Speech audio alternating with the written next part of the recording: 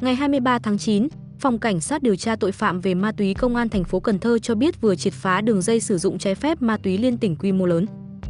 Qua công tác nắm tình hình, Công an phường Cái Răng phát hiện nhóm đối tượng thường xuyên tụ tập đông người, thuê nhà trọ có hoạt động phức tạp về an ninh trật tự, nghi vấn sử dụng trái phép ma túy. Đến 1 giờ 30 phút ngày 22 tháng 9, các lực lượng công an của thành phố Cần Thơ đồng loạt đột kích, kiểm tra một căn nhà trên đường số 4, khu tái định cư văn hóa Tây Đô, phường Cái Răng, phát hiện 21 người, gồm 4 nữ, 17 nam, đang sử dụng ma túy.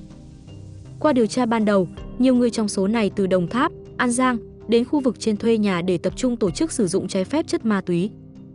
Tại hiện trường, lực lượng làm nhiệm vụ thu giữ 8 gói ni lông chứa ma túy, khối lượng 26,5 gram, 16 điện thoại di động, 1 xe ô tô, 4 xe mô tô, 4 đĩa sứ, 3 loa thùng, 4 đèn chiếu, trên 17 triệu đồng cùng các dụng cụ để tổ chức sử dụng ma túy.